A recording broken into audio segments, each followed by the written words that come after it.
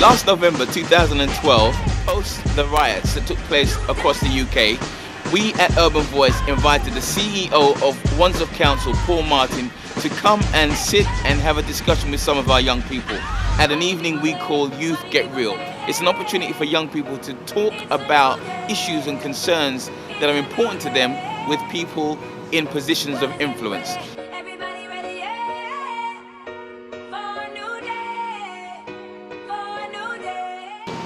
Let's go.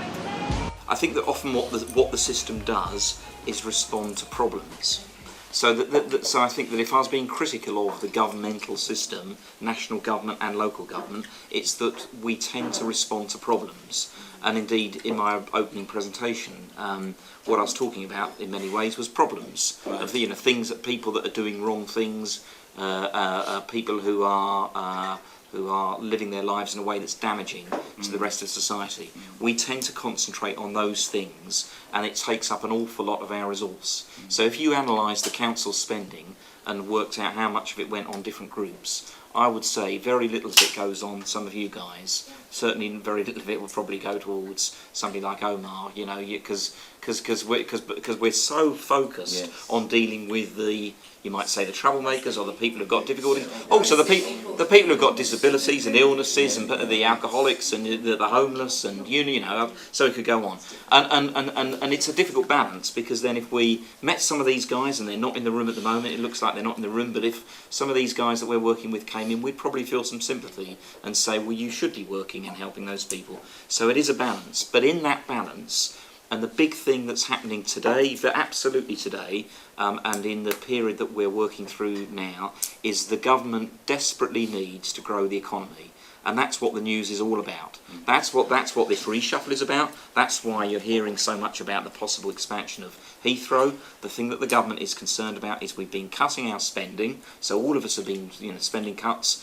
And one part of it is spending cuts, but the other part is how do you earn more? How do we earn as a country? How do we earn more? I would like Urban Voice to partner with the council in that regard, because in terms of growing the economy, I think that the country is doing, it's a generalization, but I think we're doing our young people a great disservice in that we don't have these programs and these places in place that can support their entrepreneurial streak. So that's why I want to champion that way forward, so that we can help people like Omar, all of these kind of guys, but at an early intervention period where we can give them a whole portfolio of support towards their success. How do you intend on reaching out to the demographic that you're interested in? Because it's not the case anymore that say, if you build it, they will come, because they might not.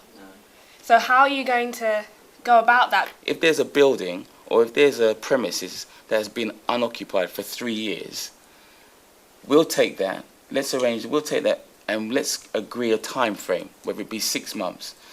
And in that time frame, we will outline what targets we want to see achieved that will demonstrate if we are being successful and if we're, creating a situation that's better for everyone. When I started, 20 years ago, I didn't have any resources. So trust me, if I had the support of the council and the conversations that we've had with Lend-Lease already in terms of the support and the ideas that they've got, I think we could demonstrate some good achievements. I keep going on about the financial services and the financial sector, but I say that because they've got tons of money and it's deeply unregulated.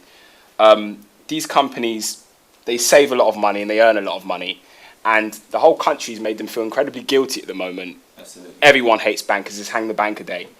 So if you can maybe tap into this money that they've got sitting there in a vault, literally gaining interest on nothing, then there's no reason why these centres couldn't be funded. For example, I know for example, I spent some time in Germany, and I know that their education system is they've obviously got a 3-tier system of education. There's a reason why their German economy is doing better than the British economy. That's because they deeply rely on manufacturing.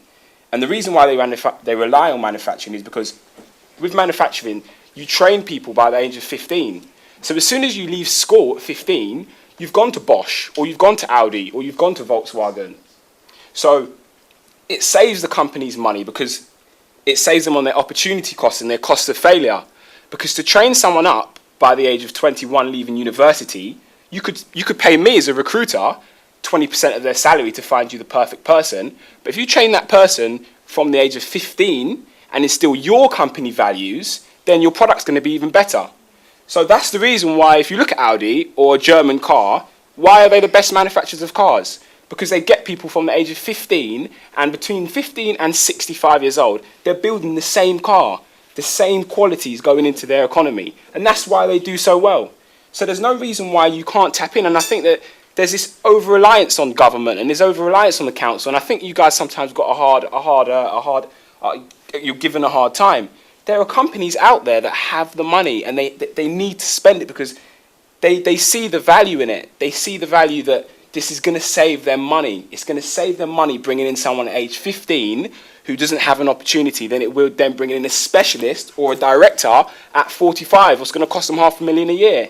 So I think you've got to start young. The truth of the matter is, though, what you're bringing forward, for many, it's a culture change.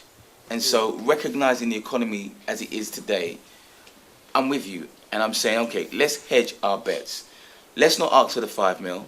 You know, let's be result-led, i.e., so let's carve an amount that is reasonable, that can work. So it might just be that we have a small premise that's already existing at the moment. But let us prove to ourselves. So what we're dealing with is not theory. Let's have what we have, agree the terms in terms of what we have to achieve, and then let us work and demonstrate that it's successful. I've achieved a lot with young people, and I think where the flaws lies for me is that we nurture these young people who have been footballers, who have been musicians, who have been on X Factors, who have been dancers and do everything. But what's the sad thing for me is that a lot of them who do achieve don't ever come back. They say in African society that it takes a village to raise a child. And they also say that being an African or being a true African is about caring and sharing. So in my eyes, if you come through the VAS and then you go on and you become very successful, and then you don't care about where you came from and you don't want to share, in my eyes, that's not success. And we have to be able to demonstrate and promote this new form of success. And this is why I'm saying that it comes down to marketing, that we need to be able to be strategic in our thinking of having a place or having a forum where we're churning out people who are being successful, but these people understand what success really is in the deeper, meaningful sense. It's about caring and sharing. And once we can begin to promote that, then we can begin to promote the empowering of a new generation. A lot of the young people that we have nurtured, and they have a sense of wealth. In terms of the success, they don't really have a true understanding. Remembering, as you said, where you have come from, remembering that you never had anything and who was there for you when you never had anything, is certain times these individuals need to be reminded so that they can be brought back into reality and taken out of their bubble. If I was an ignorant person based on my personal experience, I would say to myself, well, I mean, who am I giving back to? Because nobody from the community gave to me. However, it's worked in a double-sided way, because that's still, the values they've given me has made me want to help, because I see myself as fortunate that I didn't have to go through a lot of the stuff I've seen the people go around. So in terms of in terms of that, I know that we should give back to community here, but I want to throw a question out there. Do you feel that a lot of these people have worked so hard to get out of this that they don't really want to return back?